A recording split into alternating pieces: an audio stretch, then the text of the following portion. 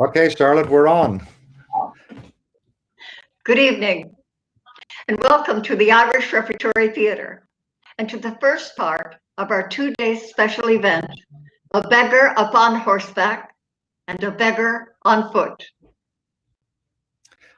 You're all so very welcome.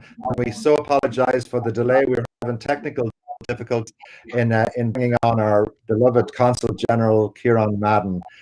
So he's still having difficulties in getting on, so we're going to go ahead on with our program this evening. We had such a pleasure to work with Dr. Miriam Grey from NYU Ireland House. She has been an extraordinary inspiration to us here at the Irish Repertory Theatre in putting together this evening and tomorrow. And it is our great pleasure to have her here with us tonight. The evening is called A Beggar on Horseback, A Beggar on Foot, from the Yeats poem that says, "Hurray for revolution and more cannon shot. The beggar upon horseback lashes the beggar on foot. Hurray for revolution and cannon come once more. The beggars have changed places, but the lash goes on." This will be how we start this evening. We have Dr. Miriam Grey. Please welcome her. Dr. Grey. Good evening, ladies and gentlemen, and thank you so much to Kieran and Charlotte for asking me to participate in this evening's event and in tomorrow's event. It is such a pleasure. I'm embarrassed to say that it's my first time collaborating with you in a meaningful way, and I'm so delighted and have had such a great experience of being involved in this. As Kieran mentioned, our Consul General, Kieran Madden, was slated to make some opening remarks, but he'll be with us. We'll have it figured out by tomorrow, if not later in this evening's programme. So please come back tomorrow for part two. As Kieran mentioned, I'm based at New York University's Centre for Irish and Irish American Studies, Luxman Ireland House.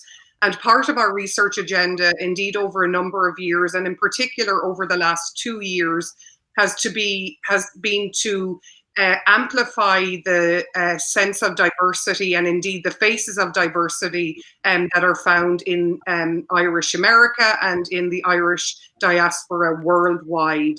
And really for us to be more self-conscious about the ways in which people self-identify as being Irish American or Irish and British or Irish and Australian, etc., etc. As part of that research agenda, I've been conducting oral histories with Americans who self-identify as being Black or Brown and Irish over the last year or so, and we're really grateful for the support of the Consul General in the guise of Kieran Madden and indeed everyone at the Department of Foreign Affairs for showing their endorsement for the work that we do at Luxman Ireland House and indeed what Charlotte and Kieran do in terms of their work at the Irish Repertory Theatre. So it's a pleasure for me this evening as part of this to have a conversation with two very fine scholars and writers, and we'll come back to in more detail to our chat with them in a few moments with Peter Quinn and with Professor Wesson Lee of Fordham University. But before we go to that, this is a major anniversary for the journey and stay of Frederick Douglass in Ireland. He travelled to Ireland in late 1845 and stayed there for a number of months. And it was really a seminal moment in terms of his evolution as an activist, as someone, of course, who was thinking about slavery and overcoming this massive part of the society in America that he had actually been born into. And there is no more powerful way for us to actually think about the implications of that than to think and to hear the words of Frederick Douglass himself. It's a real honor for me this evening to introduce to you an amazing actor. His name is John Douglas Thompson. And I just want to give a little bit of his biography before we hear from him. John has been extolled as one of the most compelling classical stage actors of his generation and noted as the best American actor in Shakespeare, hands down. He made his Broadway debut in Julius Caesar in 2005 and later appeared in Cyrano de Bergerac alongside Jennifer Garner and Kevin Kline in 2007. In 2009, Thompson had a breakout year playing the title roles in Othello at the theatre for a new audience and The Emperor Jones at the Irish Repertory Theatre, both for performances garnered high critical acclaim. He's won many awards. He's really known as an outstanding Shakespearean actor. And it's a humbling pleasure of mine today to introduce someone of that caliber in terms of his art and craft in the context of what goes on at the Irish Repertory Theatre, and for him to recount the words of Frederick Douglass. So I'll hand over, in however the technology gurus will do this, to Frederick Douglass.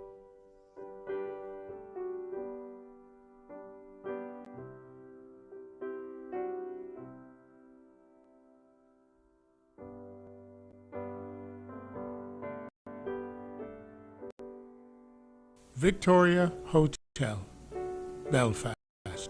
My dear friend Garrison, I am now about to take leave of the Emerald Isle for Glasgow, Scotland. I have been here a little more than 4 months. Up to this time, I have been given no direct expression of the views, feelings, and opinions which I have formed respecting the character and condition of the people of this land.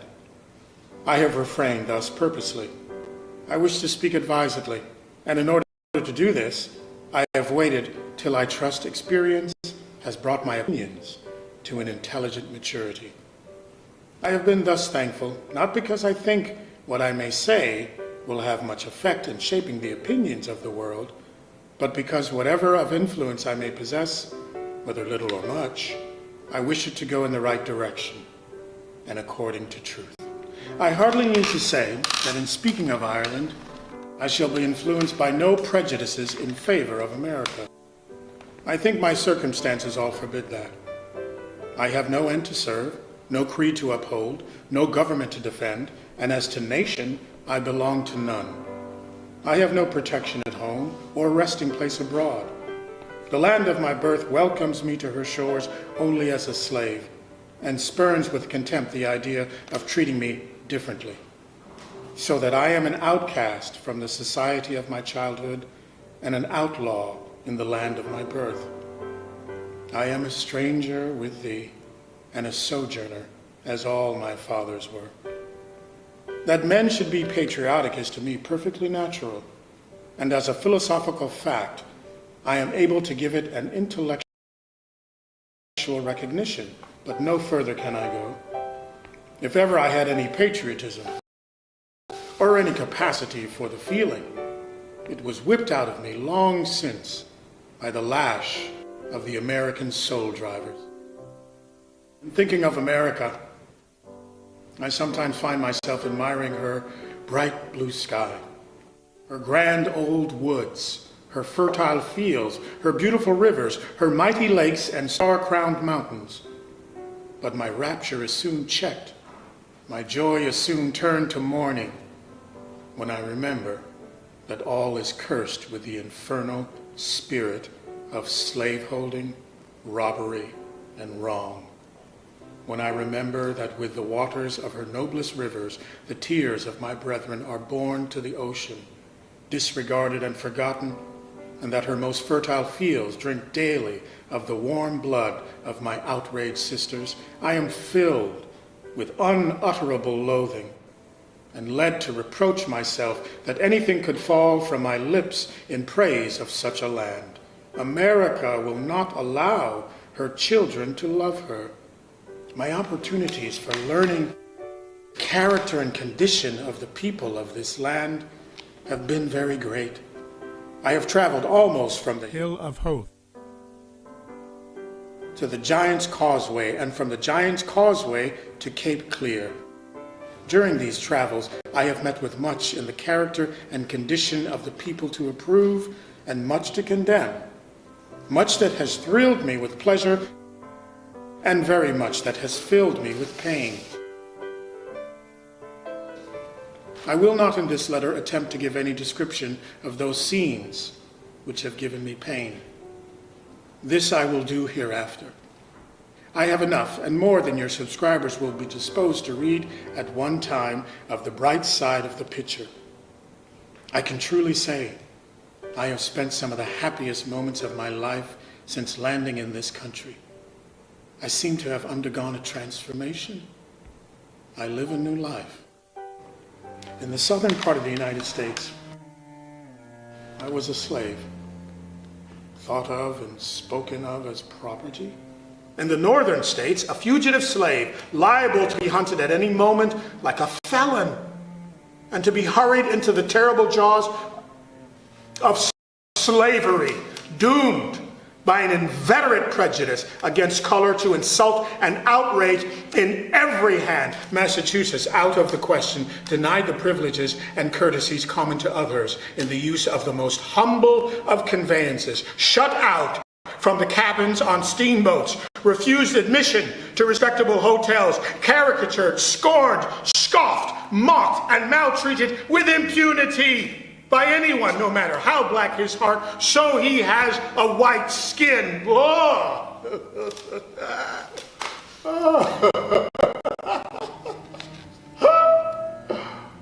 But now, behold the change. 11 days and a half gone, and I have crossed 3,000 miles of the perilous deep. Instead of a democratic government, I am under a monarchical government. Instead of the bright blue sky of America, I am covered with the soft gray fog of the Emerald Isle. I breathe, and lo, the chattel becomes a man. I gaze around in vain for one who will question my equal humanity, claim me as his slave, or offer me an insult. I employ a cab. I am seated beside white people. I reach the hotel. I enter the same door. I am shown into the same parlor. I dine at the same table, and no one is offended. No delicate nose grows deformed in my presence. I had no difficulty here in obtaining admission into any place of worship, instruction, or amusement on equal terms with people as white as any I ever saw in the United States. I meet nothing to remind me of my complexion. I find myself regarded and treated at every turn with the kindness and deference paid to white people. When I go to church, I am met by no upturned nose and scorned lip to tell me we don't allow niggers here.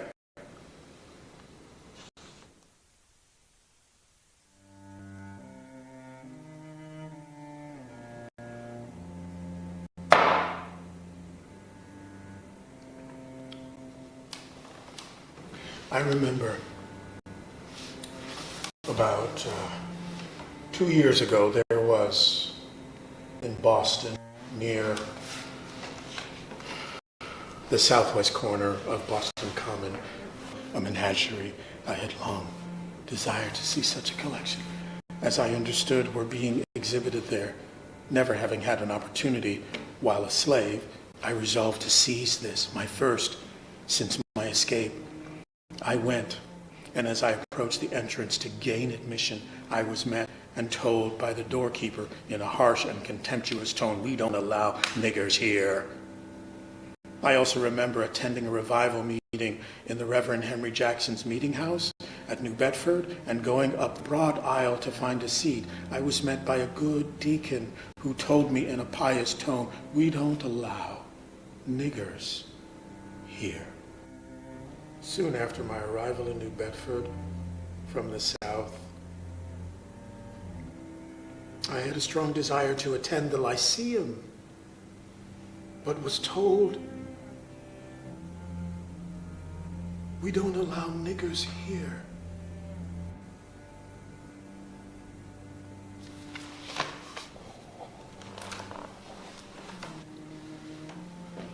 while passing from New York to Boston on the steamer Massachusetts on the night of the 9th of December, 1843, when chilled almost through with the cold, I went into the cabin to get a little warm.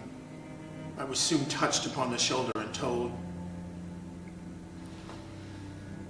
"We don't allow niggers here."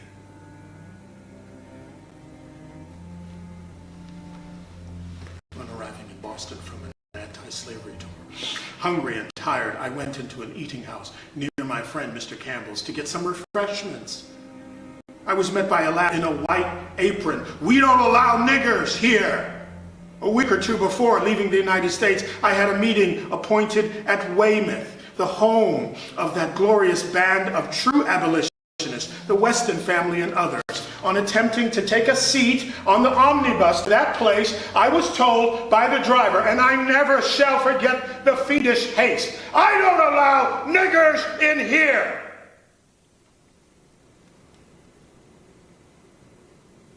Thank heaven for the respite I now enjoy. I had been in Dublin but a few days when a gentleman of great respectability kindly offered to conduct me through all the public buildings of that beautiful city, and a little afterwards, I found myself dining with the Lord Mayor of Dublin. What a pity there was not some American democratic Christian at the door of his splendid mansion to bark out at my approach, "They don't allow niggers in here." The truth is, the people here know nothing of the Republican Negro hate prevalent in our glorious land. They measure and esteem men according to their moral and intellectual worth, not according to the color of their skin. The second day after my arrival at Liverpool, in company with my friend Buffum and several other friends, I went to Eaton Hall, the residence of the Marquis of Westminster, one of the most splendid buildings in England. On approaching the door, I found several of our American passengers who came out with us in the Cambria, waiting at the door for admission, as but one party was allowed in the house at a time. We all had to wait till the company within came out. And of all the faces, expressive of chagrin, those of the Americans were preeminent. When the door was opened, I walked in on an equal footing with my white fellow citizens. And from all I could see, I had as much attention paid me by the servants who showed me through the house as any with a paler skin. As I walked through the building, the statuary did not fall. The pictures did not leap from their places. The doors did not refuse to open, and the servants did not say, "We don't allow niggers in here."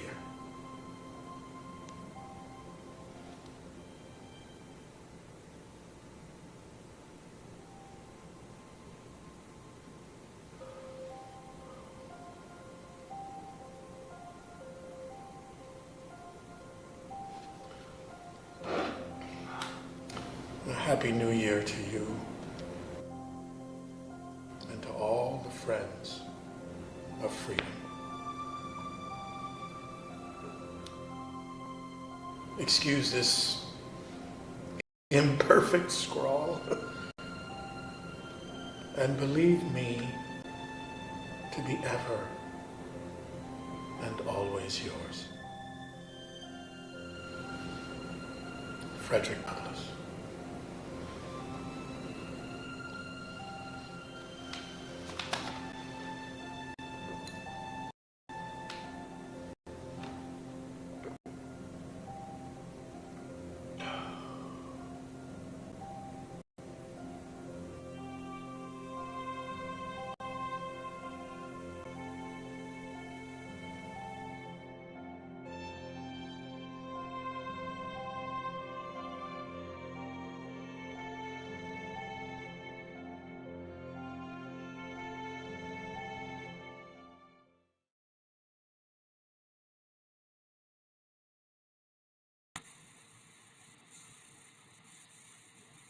Good evening. I think I'm live now.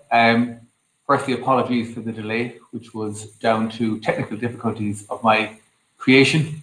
I'm Ciarán Madden, I'm the Irish Consul General in New York City. That was very powerful and it would be hard to follow it. Ciarán and Charlotte are very particular about who appears on the stage at the Irish Repertory Theatre. You have to have talent. I don't have any, so when they gave me the opportunity to speak, I had to jump at it. I arrived here in New York a little over 3 years ago. And within my first year, it became very clear that the audiences at the events I both attended and hosted were largely homogenous. We really didn't see a lot of people of colour. And those audiences were not reflective of New York, they were not reflective of the United States, and they were not reflective of modern Ireland. And digging in further, it became clear that this homogeneity was not fully reflective of Irish America. I've heard various estimates for the number of African Americans who have Irish heritage. 30%, 34%, 38%. I can't stand over any of the specific numbers, but it seems clear that the number is huge. But the reality is we were not reaching them. And looking at how to change this, I found some great allies, men and women who had been thinking about these issues and working on them long before I came to them. Lenwood Sloan, from whom you'll hear tomorrow, Mick Maloney, Dr. Miriam Nyhan Grey, whom you've heard from already and will see again, Dennis Brownlee, Professor Christine Keneally and many others, who have devoted time and effort to exploring the shared history of the Irish, Irish Americans and African Americans. And for many of them, it's their personal history also. We know that some of this shared history comes from dark places: slavery, rape, coercion. Ryan's Mart in Charleston, where people were bought and sold, comes to mind. But much of the shared history comes from better places also, the normal human interactions in the 19th and 20th centuries, albeit often taking place under the cloud of racism and race politics. Peter Quinn, from whom you'll hear this evening, in his stunning novel, Banished Children of Eve, looks at some of this, the New York Draft Riots of 1863. It's only by better understanding and acknowledging the shared history, including its dark elements, that we can build a better future. At the end of February, just before lockdown, I had the honour of hosting the launch of a new African American Irish diaspora network. A great group of people gathered for the event. There were academics and artists, lawyers and bankers. They were mostly Black and they were mostly Irish. It was a new type of event. The launch wasn't the start of this work and it wasn't the end of it. But I believe it was an important waypoint on the journey from which to chart a course to better celebrating and welcoming diversity in Ireland and in Irish America. It has given momentum to this work. The African American Irish Diaspora Network has already served as a catalyst, even during the lockdown period, for work in this area. They have a great board chaired by Dennis Brownlee. And like us in the consulate, I know they are open to new partners, so please reach out to them. You heard those wonderful words from Frederick Douglass, and we rightly celebrate the welcome he got in Ireland, across the whole island. 175 years ago tomorrow, Frederick Douglass delivered his first lecture in Limerick. And I'd say we do celebrate the reception he got, where he said he found himself treated not as a colour, but as a man. We must actually also acknowledge, I suppose, the complexity of all of that. Speaking about the Irish in America, he said, perhaps no class of our fellow citizens has carried this prejudice against colour to a point more extreme and dangerous than have our Catholic Irish fellow citizens. So as with all history, it's complex, and we must understand it in its complexity and learn from it and move forward. Two final words of thanks. Firstly, to Dr. Miriam Nyhan Grey. In this work, we've been fortunate to work with her in various ways, with her and her institution, Glucksman Ireland House. To mention just one strand of her work, Black, Brown and Green Voices, a speaker series. In this series, she's not just collecting and sharing the stories of non-white Irish Americans, but in so doing, she is also sending up a flare for others, a signal to non-white Irish Americans who may have felt that they weren't welcomed in traditional Irish America, and say, no, you're wrong, there is a welcome here for you.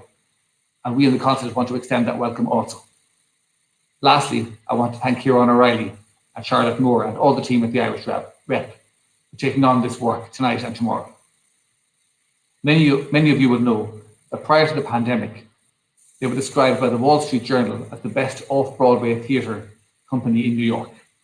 And since the onset of the pandemic, that same paper has said they set the high watermark for online theatre in America. This reputation is built over 30 years of hard work and professionalism.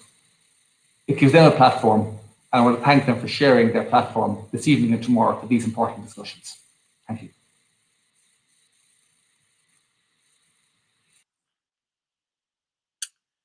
Thank you so much, Kieran. Delighted that you could come on, and thank you as always for your support.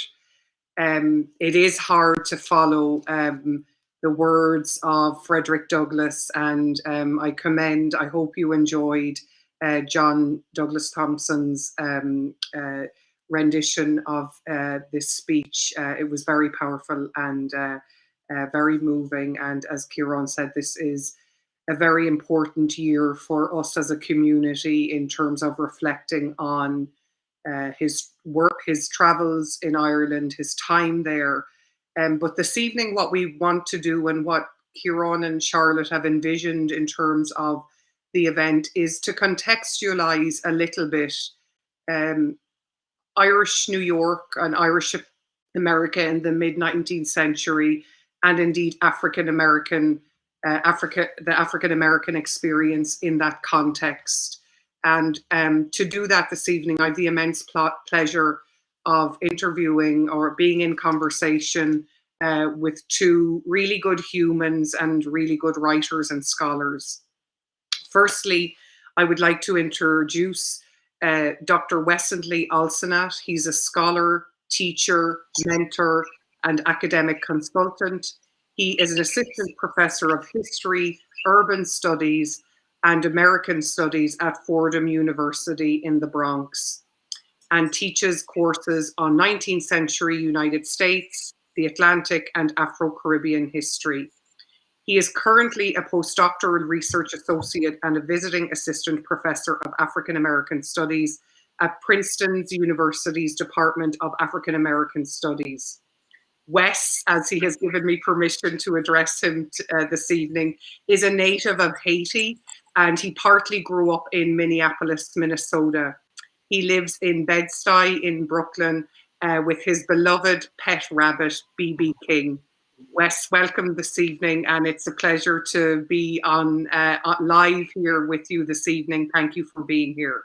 Thank you, Miriam. Our second speaker this evening is Peter Quinn. Peter is a novelist, a political historian, and foremost chronicler of New York City. He is the author of Looking for Me, In Search of Irish America, and the trilogy of historical detective novels, Hour of the Cat, The Man Who Never Returned, and Dry Bones. All his books will be reissued by Fordham University Press under its Empire State Editions imprint. And as Kieran mentioned earlier, his monumental contribution to this history is Banished Children of Eve, which we're delighted to say will be reissued in spring of 2021 by Fordham University Press. So Peter, welcome to you again, and thank you for being on the panel with myself and Wesley this evening. Thank you, Miriam. And I just want to say at the outset that I'm not a historian, I'm a novelist, which is a professional liar, a novelist. So I defer to Wes as the historian. Well, Douglas's indictment of American hypocrisy and racism rings true to this day. His observations of Ireland in 1846 are uplifting. The welcome he received in theaters and great houses bears no resemblance to the fierce bigotry that defined and confined African Americans in the United States. In Ireland, he says, no one will question my humanity.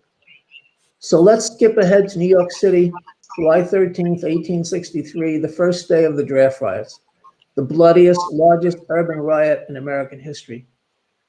On that day, a mob of several hundred attacked the colored orphan asylum on the corner of 43rd Street and 5th Avenue. The mob screamed, "Kill the niggers." The 200 terrified children barely escaped incineration as it was looted and leveled. We don't know the names of the attackers, but we know many of them were Irish slum dwellers and laborers. The question is, how do we get from the Irish whom Douglass observed to the bloodthirsty mob on 43rd Street?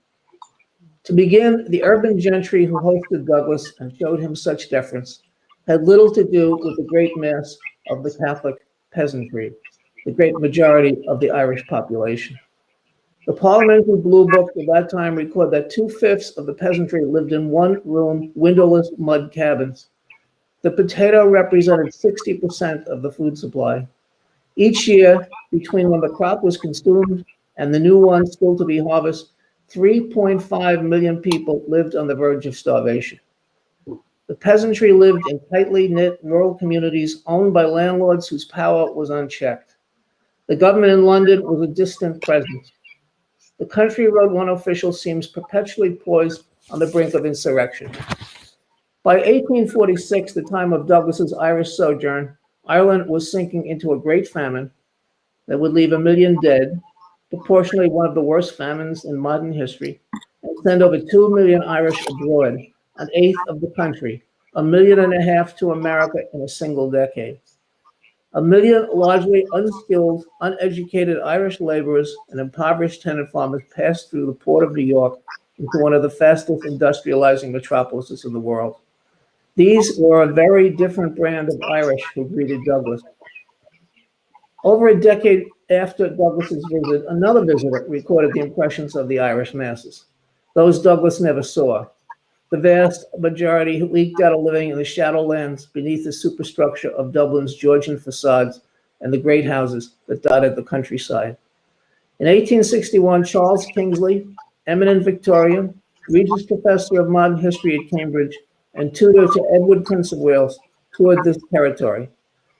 "I am haunted," Kingsley wrote, "by the human chimpanzees I saw along that 100 miles of horrible country. To see white chimpanzees is dreadful. If they were black, one would not feel it so much, but their skins, except where tanned by exposure, are as white as ours." That day, in July 1863, none of the gentry Douglass met in Dublin were part of the mob in front of the colored orphan asylum. It's certain that among the mob were some of the species Kingsley deemed subhuman. So how did those despised Irish learn in so short a time to regard an oppressed, excluded, enslaved minority in America with such homicidal anger? Before they left Ireland, few had ever been more than several miles from their birthplace. None had ever encountered a black man or woman previous to landing in New York. The Irish never experienced the horrors of chattel slavery, but they knew what it was to be powerless and to be looked down on. But it made no difference. There are explanations for the epic eruption of violence that began on July 13th, 1863. The spark for the riots was the federal government's decision to allow the wealthy to excuse themselves from the newly imposed draft by paying for a substitute or paying $300, the equivalent of many workers' annual wage. Self-serving politicians fueled rumors of freed blacks flooding the job market. But what explanation is there for the relentless, mindless hunting and lynching of black men? What explanation is there for a murderous attack on defenseless, parentless children? How did such hatred grow in so short a time? Racism is often described as America's original sin. I find the metaphor to be deceptive rather than descriptive. Original sins can be forgiven, erased. Racism is far more virulent, infectious, irrepressible. It is, I think, closer to what we face today. A virus, a continual infection that no amount of social distancing, that no known vaccine will cure. It is our national disease. It has infected every immigrant group, every class, every region. The plight of those famished, fleeing Irish who flooded New York gave them no immunity. Between the docks where they landed and the block where the colored orphan asylum stood, racism entered their bloodstream. I often pass by the corner of 43rd and 5th. I always pause. I think of all the monuments erected to the Civil War, the plaques and statues on national battlefields. Yet this place and those 200 children go unmarked, unremembered. The truth is, whatever our ancestry, racism is part of our inheritance as Americans, part of the Civil War that didn't end at Appomattox, that continues to this day, that we relive and reenact year after year, day after day. The same pandemics pandemic that raged continually for 400 years, for which a cure still eludes us. Thank you. Peter, thank you for setting the scene, if you will, in terms of 19th century, mid-19th century New York, what had happened in Ireland, why these people were in a place like New York, etc., etc. Wes, can I ask you to come in there in terms of drawing on your scholarship on African American history and on 19th century history, etc., etc. Can you frame out a little bit where you come to this kind of work?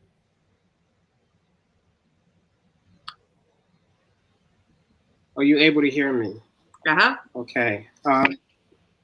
Yeah, well, Peter, thank you for your words on giving us some context. So I'll just speak a little bit about Douglass's trip and the significance of it for our meeting today, and more generally in the context of what race relations stands in the 21st century. So the year 1845 proved to be a pivotal year in the calendar of African Americans and U.S. history.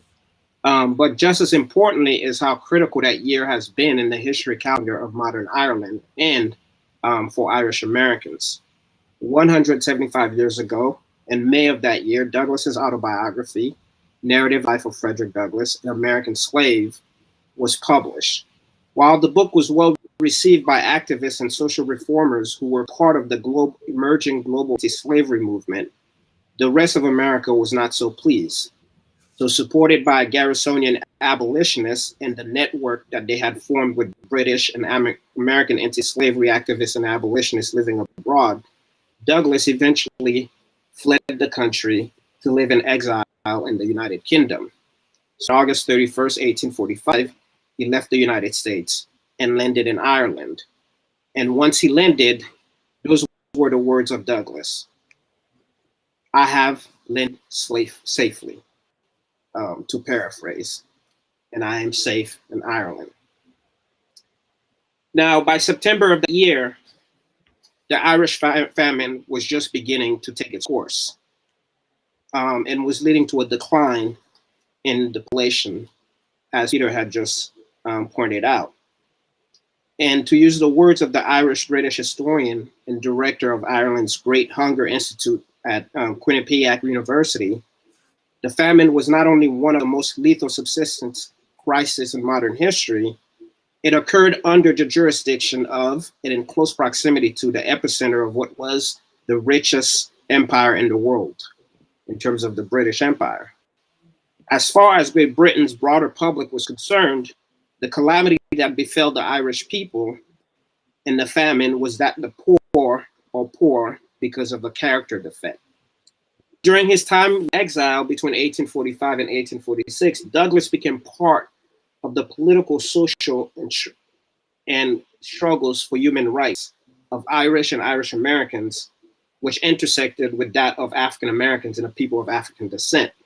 As a former enslaved person turned an American social reformer and abolitionist and human rights fighter, Douglass understood that the mean-spirited logic behind British oppression of the Irish people was not too far removed from that of the millions of African Americans who toiled under the yoke of American slavery and white supremacy in the US. That system had not only enriched the United States as a society, it had also created the wealthiest slave society in the world. So Frederick Douglass spent the next 4 months in Ireland at the end of 1845, and it proved, in his own words, to be transformative. He reported that for the first time in his life, he felt like a man and not a chattel. While in residence there, he became a spokesperson for the abolitionist movement on a global scale, especially throughout the British Empire. To quote from his reflection, "The warm and generous cooperation extended to me by the friends of my despised race, the prompt and liberal manner with which the press has rendered me its aid, the glorious enthusiasm with which thousands have flocked to hear the cruel wrong my downtrodden and long enslaved fellow countrymen portrayed, the deep sympathy for the slave and the strong abhorrence of the slaveholder, everywhere event." His treatment by the Irish people was remarkably charitable, and by the time he left the country in early January 1846, he believed that the cause of the slave was the cause of the oppressed everywhere. By traveling to the United Kingdom to avoid being recaptured into slavery, Douglass, in essence, became a witness to this unfolding tragedy with regards to the poverty of the Irish people and how our mutual miseries and struggles for liberation intersect. As a fugitive slave for the first time in his life, he not only felt like a free man and rejoiced in his transformation, he also came into an encounter with the great Daniel O'Donnell, the Irish great liberator. Sometime later in his life, when he returned to the United States, Douglass too would be called the Black O'Donnell. But in a sense, O'Donnell was, for the Irish people, the Black Frederick Douglass, as much as Douglass was the Black O'Donnell for African Americans. So where does that put us today? Well, in this great moment of encounter between two great liberators across the Atlantic, by the way, O'Donnell himself was a vocal opponent of American slavery and spoke against it, not only in the context against American racism, but also against British slavery and its connection to American slavery. And yet, in spite of the several movements we've had for civil rights in the past century, we find ourselves back where we started today. This is not to say we have not had progress, but we know that some of the struggle that Mr. O'Donnell himself had fought for with regards to abolishing not just American slavery, but also racism, did not entirely come to fruition, especially given the fact that some of the worst racist instances that African Americans have experienced often at the hands of white ethnic groups like the Irish.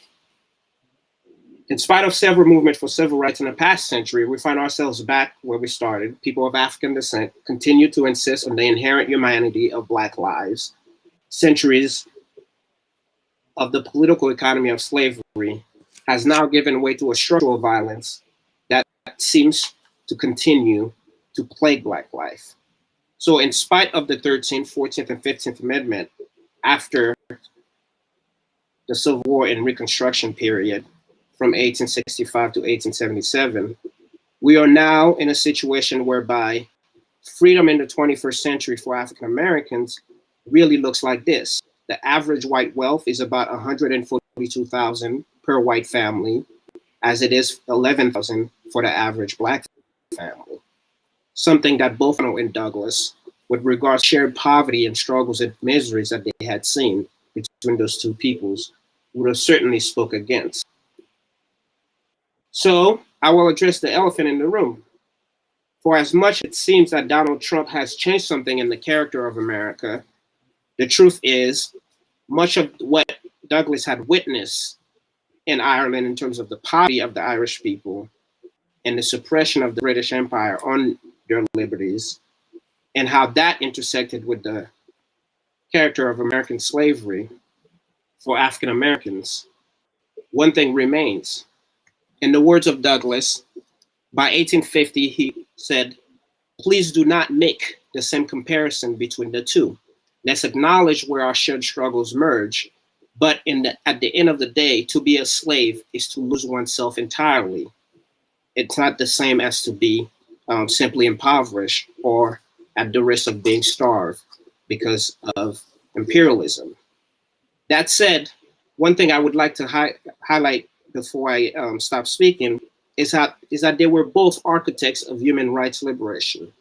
And in that struggle, one thing was certain: if you go back and apply the concept of Black Lives Matter, what Douglass saw in Ireland was a treatment in which the Irish people treated him as one who is his equal, and not only as their equal, but that slavery ultimately meant that Black lives don't matter. And if it doesn't matter, then the problem of global liberation, whether that be for the poor, for the destitute, for women, will not be ultimately achieved unless the problem of slavery and American racism and white supremacy on a global level at home is taken care of.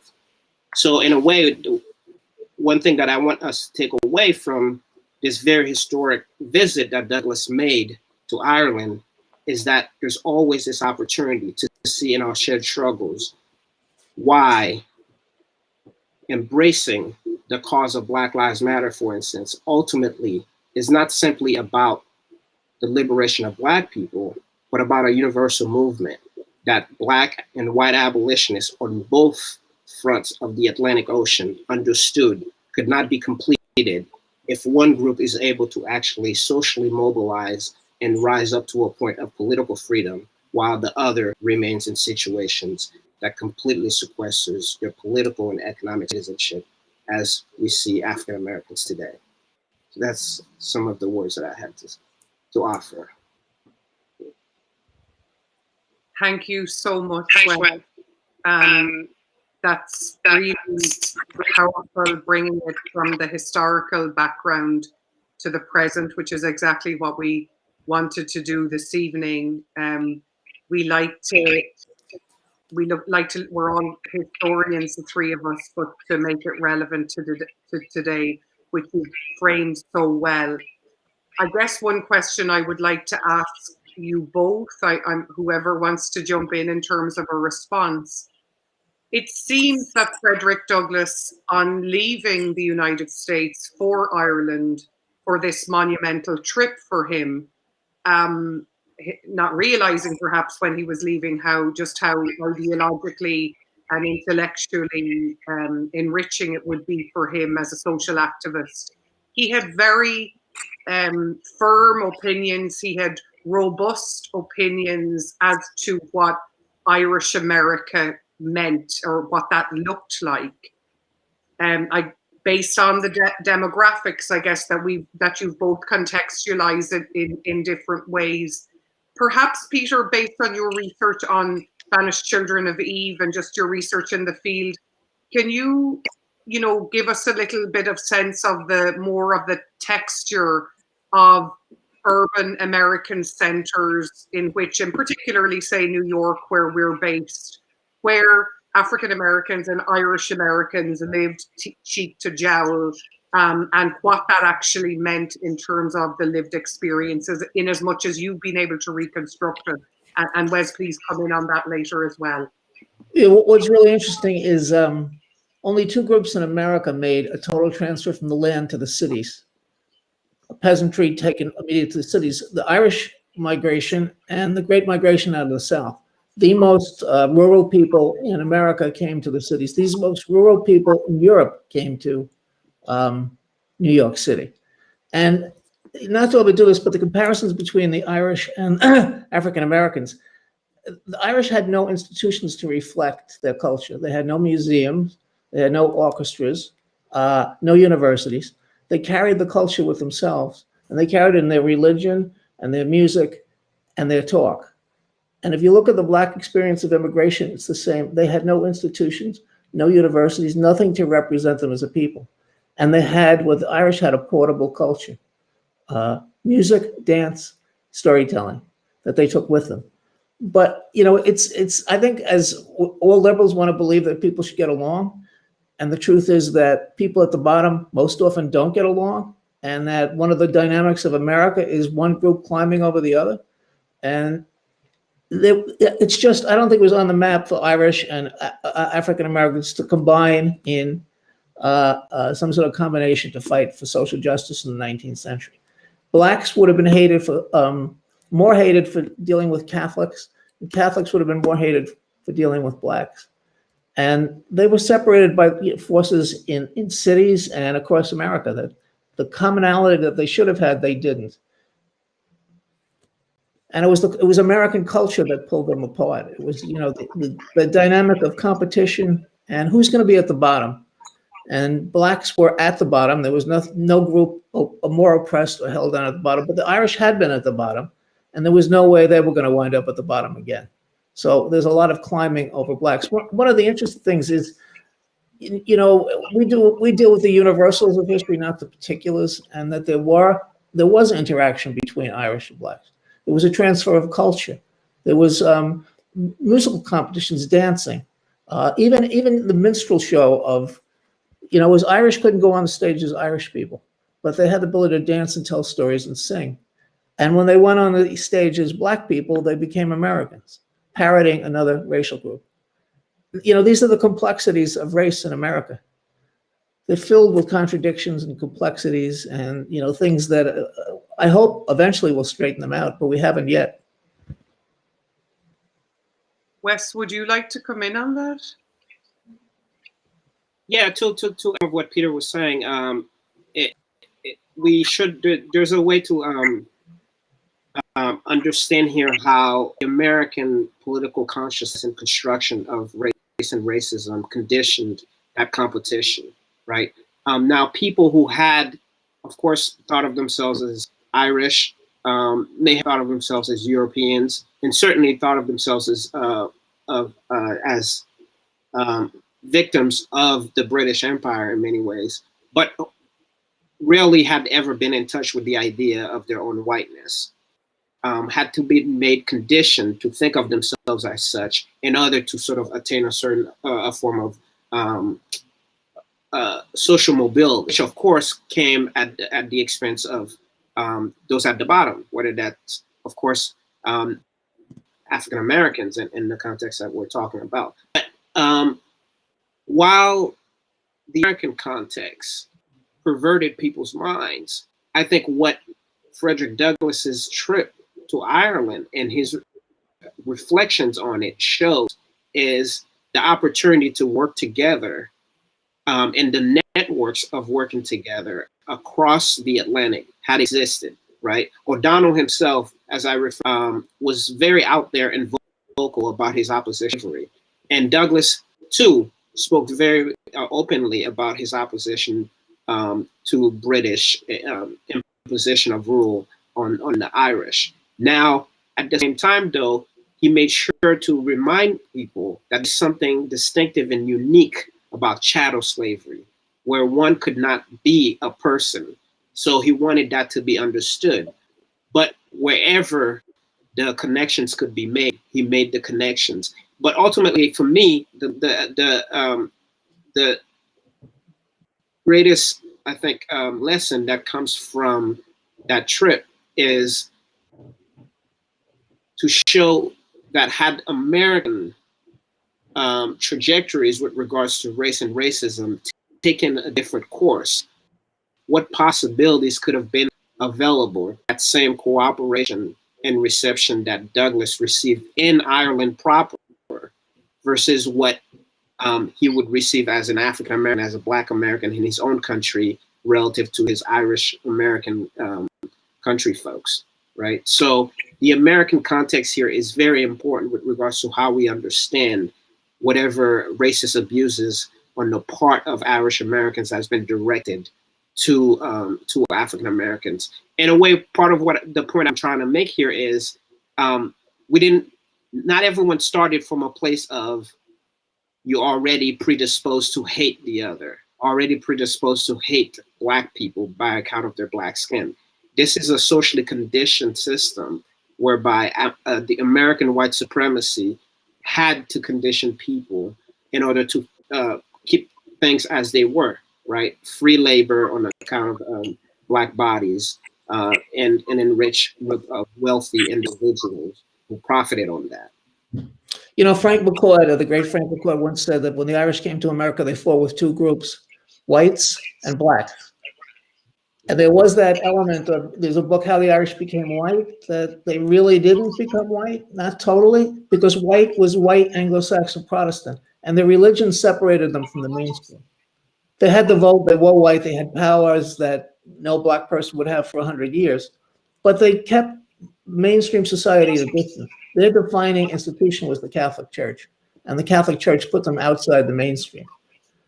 And they maintained that from really the 1840s till John Kennedy's election in the 1860s. There was a sense of separation. I grew up in the Bronx, and there were 50 Catholic parishes, 7 Catholic high schools, 2 colleges and a university. I went from kindergarten to graduate school, never stepped foot in a public school, which we thought of as Protestant schools. And we lived at a certain distance from America, self-segregated. But we had white skins and we had the vote. And that was the most important piece in Irish assimilation. Because when the Irish came to America, they had no capital, no money, but they had numbers. And they had the Jacksonian reforms, which gave white people the vote. And the whole Irish progress for 100 years was organized around politics. And that's very recent that 1965, blacks got admitted to that circle. Miriam, if I add something real quick to what Peter was saying, I very much appreciate Peter's point about the Irish didn't have any capital. They didn't have the education. They didn't even have the cultural capital in terms of being already rooted in this country. But what they had was the white skin, and that white skin in itself conferred the vote, which ultimately is the way to political and economic citizenship in this country, right? Something African Americans did not have. Now, the same conventional refrain that we hear today that often sort of flattens histories and makes comparisons whereby, well, the Irish weren't white, they became white, or the Italians weren't white, became white.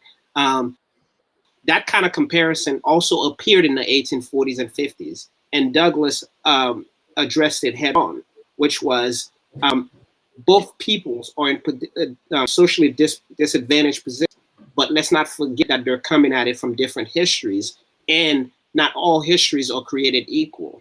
Right. So to say a man is despised, poor, impoverished is not the same as to be enslaved, right, which is once entirely humanity, not in context. So the way I take that from the 1840s and 50s and you map it onto today is you often hear, well, we weren't white, and we weren't white at first, we became white. It was not unknown to the Anglo-Saxon or to other Europeans that they shared a heritage of Christianity, but that they also shared white skins. But as often you will find between groups, there are still categories of hierarchy, which had existed on the mainland European continent. But that in itself does not mean that somehow the Irish were unaware that they had white skins, or that the white Anglo-Saxon American did not know that that was the case. So this is something I think it is very important for especially white Americans of all sort of stripes to keep in mind and be aware of. You know, I would say one thing is not underestimated, the power of religion in human history, and that they did share Christianity, and they killed each other in masses over which kind of Christianity was. And they oppressed each other over which Christianity was the true Christianity. It wasn't an instrument of unity, it was an instrument of disunity. Sometimes not as powerful as race, but certainly very, very powerful.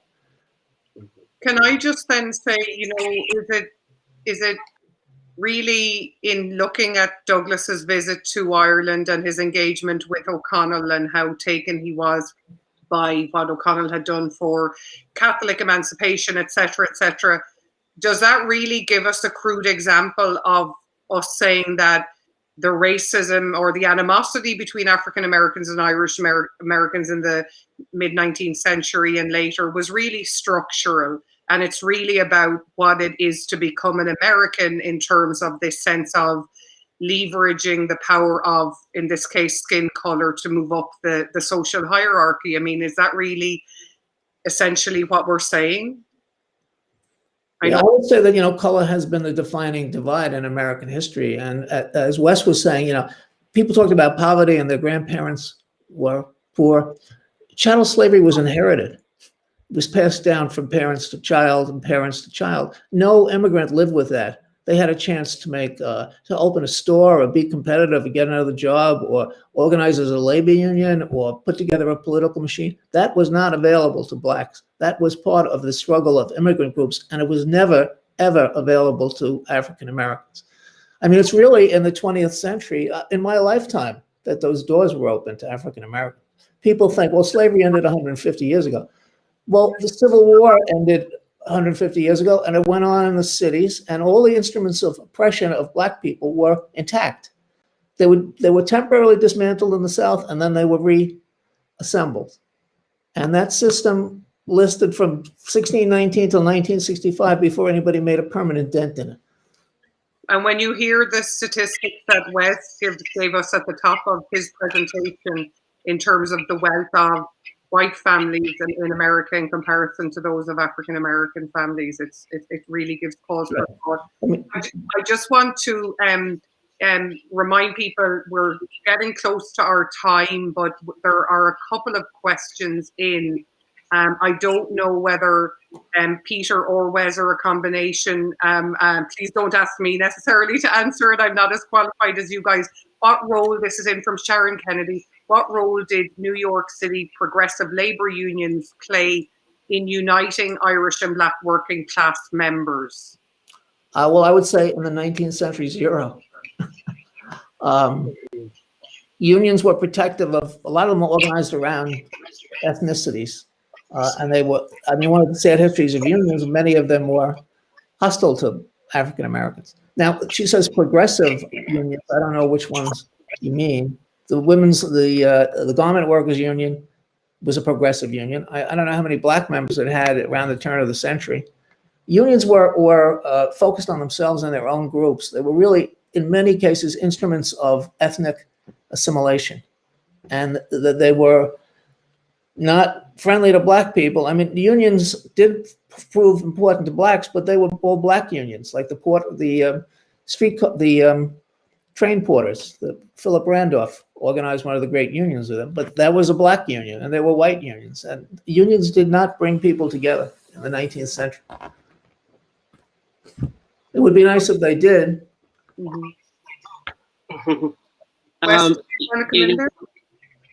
Yeah, so just to add into that, in terms of the history of the working classes in the unions, Peter's absolutely right. And unfortunately, the unions have been plagued with a history of racism that often was directed against African Americans, and African Americans had to develop their own eventually. But before the 20th century, before the turn of the 20th century, there were possibilities of cooperation, right, in terms of the populist movement, and as well as the progressive movements. And you had the likes of Eugene Debs, who understood the place of African Americans as part of the larger working classes. But the rise of the Klan simultaneously tamed down that the possibilities for that cooperation to thrive, and increasingly drove African Americans away from the opportunity to actually become much more involved in the labor unions as co-equals. So there is a place in which the history sort of turned against itself by the turn of the 20th century with the rise of white vigilante violence that forced that kind of animosity to become even greater as we reach the early decades of the 20th century. And I also want to add real quick, and I'd like Peter to, I think Peter could further comment on this. One telling lesson from the experience of Frederick Douglass having traveled to Ireland is the fact that the comparison of who suffered the most, even though we know, as Peter pointed out, as Douglass himself has said, and as I've noted, there's nothing that can come from, there's nothing that could be lower in sort of the stratified society than being a chattel subject. But the constant comparison never is one that helps the situation, especially on the part of white Americans. This idea that somehow I had suffered at some point and we understand your struggle, or I had suffered at a point and nothing that you're telling me is something new. Douglass recognized then that it was not a helpful comparison to make. And I think we continue to recognize today that it's not a helpful comparison to make, because the better comparison is not to see a contrast of the miseries, but from where is the misery coming from? From where is the oppression coming from? And how do we actually provide a solidarity front to make sure that those among us in the context of Black Lives Matter become more valuable in our eyes in order so that everybody else gets the same treatment and becomes more valuable in essence. So the Black abolitionist struggle, overall, is really in many ways the same sort of heritage we're grappling with today in the context of Black Lives Matter, which is, if you understand that this is a universal human struggle, then you will understand the meaning that it has for the Irish people in their specific context, rather than looking at it as sort of a zero-sum game type comparative approach. Well, you're right, Wes. I think sometimes people use like the suffering, it's absolution, that my ancestors suffered, so I'm not guilty of anything. And there's a comparison, like it's the Olympics of human suffering, who suffered the most. And whites, a lot of whites want to believe that they suffer the same as blacks, but never, as you said, in the same context of chattel slavery, never in something passed from generation to generation that there was no way out of, and that continued until our era. There's no comparison with what African Americans went through. And I'm not saying immigrant groups didn't suffer, weren't discriminated against, but that's a unique case in American history. And it's often one that people don't want to deal with. They want to say, well, my grandparents did this. How come their grandparents did this? Well, their grandparents had been stripped of their humanity for 300 years. And though every legal barrier the country could throw in their progress, they did. And again, I say, I'm 73. This existed in my lifetime. I went with the Boy Scouts in the 50s to Washington. We went outside Washington. They had colored bathrooms. It's not something I have to speak of in abstract.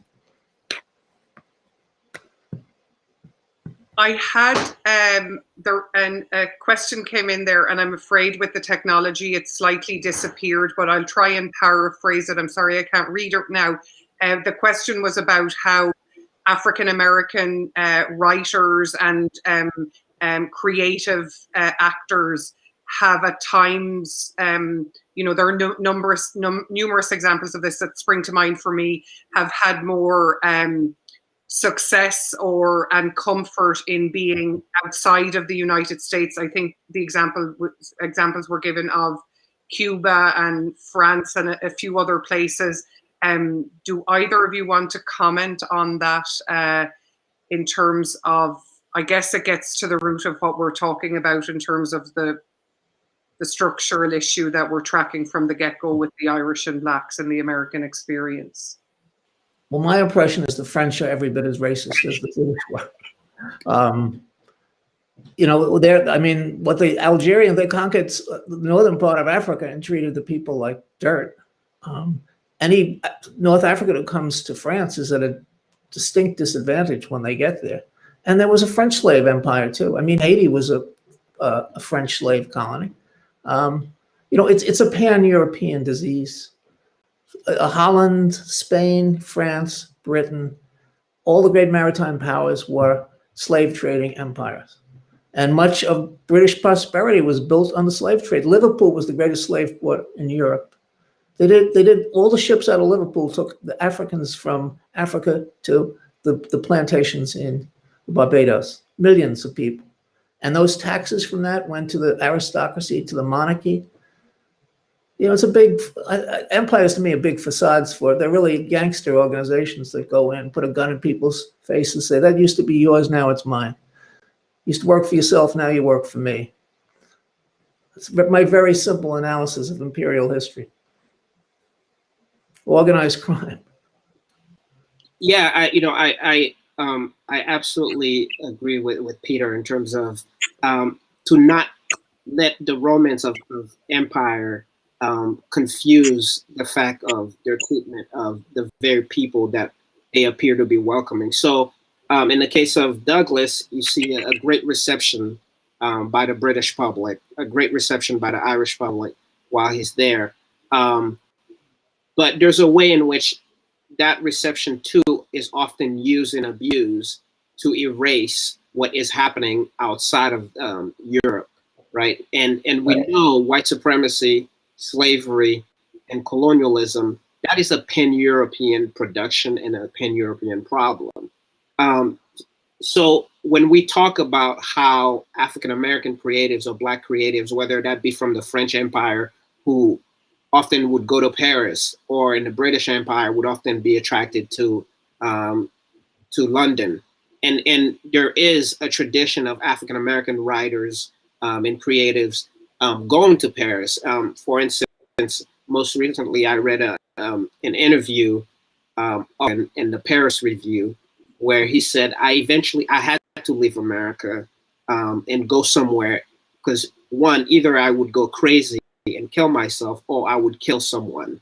This is how much racism was driving him nuts. Now, per what I said earlier with regards to the context matters very much here. It's the fact that, as Baldwin himself pointed out many times, what the Irish American, what the Italian American, or the Jewish American often needed in terms of the way towards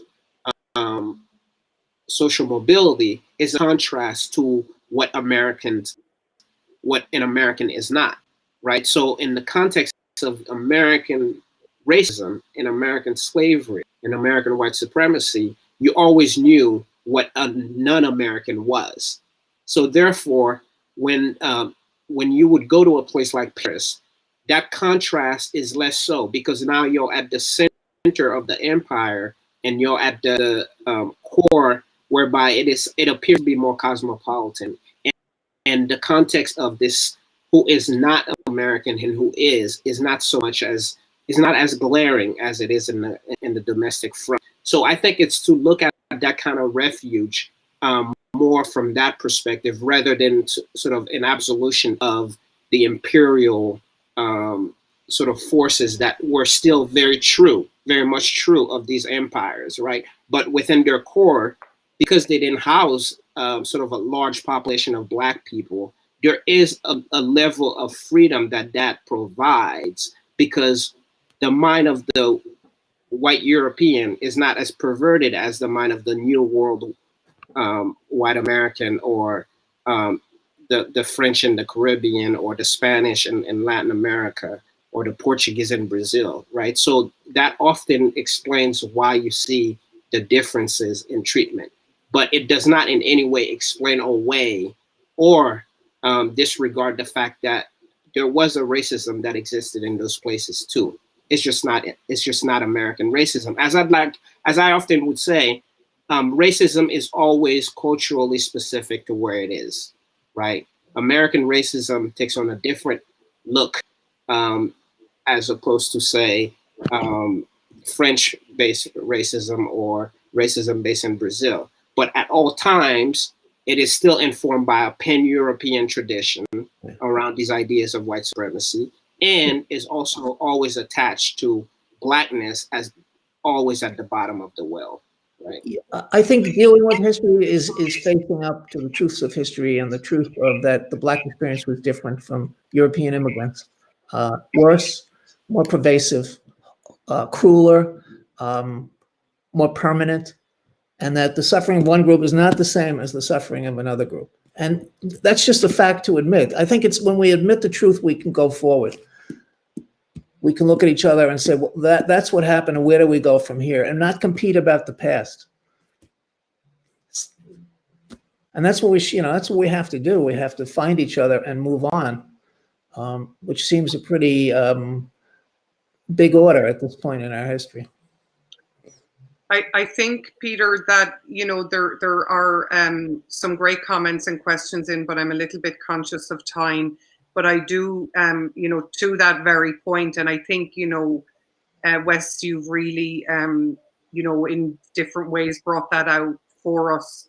The question is, isn't it a better analysis for contemporary thought to avoid comparison and instead focus on the source of the oppression? Who remarks that this is not new. Folks like Debs and Keir Hardy noted this. And I think that's what we are. I mean, do either of you want to respond to that any further, or? Yes. Peter, Miriam, could you please repeat the question? Well, it was just, it's kind of, a comment building on what you've said in various ways. If I'm interpreting what you're saying correctly, and I agree with you, isn't it a better analysis for contemporary thought to avoid comparison and instead focus on the source of the oppression? And I think that's what we're attempting to do this evening. Well, except that when you're paying attention for my last point. Pay attention to the sources of oppression, you're making comparisons because they're not all the same. So for my last point, there's, again, to just bring this back to people to show that this has a history. It's not new, right? What you would have heard from the Irish American in the 1840s and 1850s is, look at our condition under the British, look at our poverty, look at our misery. Douglass heard it, and he also himself witnessed the poverty and the misery, right? But he also said this comparison should not be made to that of a chattel person. That's two different political contexts here. But there are places for coming together to address the shared oppression, meaning the shared source of where that oppression is coming from. Ultimately, at the end of the day, whether you're Black, white, Asian, Native American, pan-European white supremacy affects us all. And the way it affects the Irish American or the Italian American is to condition you to think somehow your humanity is not shared with Black people. And the way it impacts us or impacts the Black Americans or people of African descent more generally is to negate your humanity, right? So I think there needs more of an emphasis, and I say this especially with regards to white Americans, more of an emphasis placed on the source of these structural conditions, the source of the oppression, the source of the misery, the source of the struggles that's imposing these factors on people's lives, rather than we manage to have escaped our conditions, but you're here. As Peter pointed out many times during this session, having the white skin that confers on you the privileges to then escape your condition is not comparable to the dark-skinned person who cannot escape their dark-skinned complexion. Ultimately, at issue here is whiteness, white supremacy, and racism. If that is not abolished, then there is no way you can make that kind of comparison and demand of Black people to escape a condition that is literally inescapable based on how it's constructed, right? So let's first dismantle the source of the oppression, and then we can start talking about how we move forward based on the solidarities that we share. Thank you. I'm sorry that we can't get to all the comments and questions. I know I've learned stuff this evening, and I'm deeply appreciative of Peter and Wes for joining us this evening. And I commend the Irish Repertory Theatre and the team with Charlotte in Kieran in bringing this to your audiences and allowing us. These conversations are so important. I mean, I think I mentioned, Wes, to you when we were speaking in advance of the event, now more than ever with the power of social media, and I saw instances of it in the run-up to this most recent election in terms of how really white supremacist ideas were being leveraged around the quote-unquote success of Irish Americans in terms of moving up the social hierarchy. And those memes and lines of argumentation are essentially about white supremacy, which we have a lot of work clearly to do. So thank you for sharing, drawing from your breadth of knowledge and research and embeddedness with these topics, and for sharing this with our wider audience. I hope that this has set the scene a little bit, even though Wes has done us a real service today by bringing it up to the present for us there intermittently in this conversation. Tomorrow, in part 2 of this programming, A Beggar on Foot, I've the pleasure of moderating a conversation with Lenwood Sloan, Carletta Downs, and Grace Omodoso on Irishness, Blackness, and spaces of theatre and performance, and how we not start these conversations, because these organizations are already making great strides, but in this very important moment in American history and world history, how we up our game as organizations, as individuals, as allies, and as advocates, and engage our history and activism in ways that make the world and the people around us, and for our Black brothers in particular, more equitable, because I think most people of conscience would agree that recent events show us that enough is enough, and we as a community have to be part of these conversations in any way we can. I just want to say what a privilege it was to share this conversation with 2 scholars like you. I was very privileged. Thank you, Peter. And I feel similarly privileged. Thank you so much for everyone who showed up. Thank you, Peter, for being in conversation with us, Miriam, for moderating. I wanted to quickly say, in addition to encouraging the audience to check out Peter's books, because they're phenomenal. Peter, as he says, is the I don't know, the fictional historian or whatever, however he puts it. But I would recommend reading the most recent biography on Douglass. Mm-hmm. And I would also recommend a couple books by Dr. Christine Keneally, who's a historian of Ireland as well as Irish America, but especially the famine. But she has documented a lot of this cooperating between the abolitionists, in terms of the transatlantic abolitionist movement. She has Daniel O'Connell and the anti-slavery movement.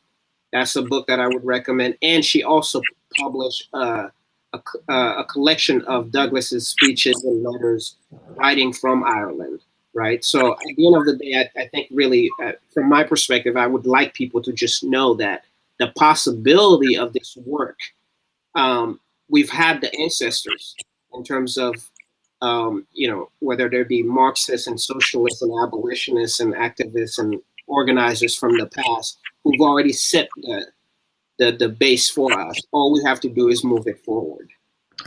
Amen. Thank you, Wes. Thank you for calling out the work that Christine Keneally has done over many years, and her recent publications are really definitely worth reading. And the new biography, I assume, Wes, you're referring to David Blythe's biography of Douglass. Phenomenal read, an award-winning book, and absolutely, I couldn't agree more. Thank you for those readings. We might have a long winter, Wes, so they're good things for us to get stuck into over the coming months. Thank you again, folks. Please look up what we do at Luxman Ireland House. We have a Black, Brown and Green Voices series event on November 18th.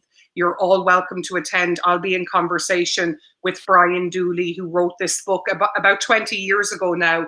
It's called The Black and Green, The Fight for Civil Rights in Northern Ireland and Black America. And Brian is a human rights activist and